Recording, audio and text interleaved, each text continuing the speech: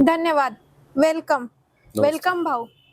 आज आपल्या सोबत आहे प्रभाग क्रमांक 10 चे उमेदवार श्री दिनेश ठाकरे. मोसम रणधुमाळ कट्ट्यावर स्वागत आहे. तुमचा परिचय? मी दिनेश कमलाकर ठाकरे, राष्ट्रवादी काँग्रेस पार्टीचा मी प्रदेश सरचिटणीस आहे आणि प्रभाग 10 मधून एक इच्छुक उमेदवार आहे. आणि तुमची प्रेरणा? साहजिक मी राष्ट्रवादी काँग्रेस पार्टीचा कार्यकर्ता आहे आणि म्हणून आदरणीय शरदचंद्रजी पवार साहेब यांचे कार्य आमच्या सगळ्या तरुणांपुढे एक प्रेरणादायी कार्य आहे. म्हणजे ते फक्त तरुणच नाहीत तर अवघ्या महाराष्ट्राला पडलेलं एक गोड स्वप्न म्हणजे आदरणीय शरदचंद्रजी पवार साहेब. त्याचबरोबर आदरणीय बाळासाहेब ठाकरे यांनी जो संघर्ष उभा केला त्यांचं कार्य हे निश्चित प्रेरणादायी आहे.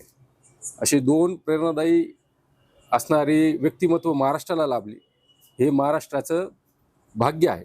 त्याचबरोबर छत्रपती शिवाजी महाराज हे सगळ्याच लोकांचं एक प्रेरणादायी दैवत आहे.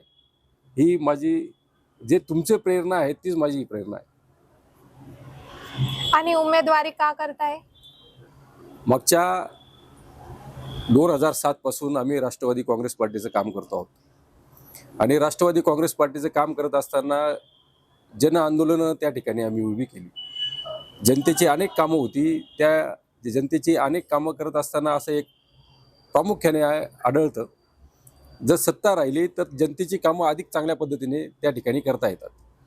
रस्त्यावर उतरून संघर्ष करणं एक वेगळी गोष्ट आहे आणि त्याचबरोबर सत्तेत बसून प्रशासनाच्या मदतीने जनतेची अधिक कामं कशी करता येतील त्यासाठी सत्तेचं एक कवच असावं लागतं, सत्तेची एक संधी असावी लागते. आणि म्हणून आम्ही 2007 नंतर सातत्याने मालेगाव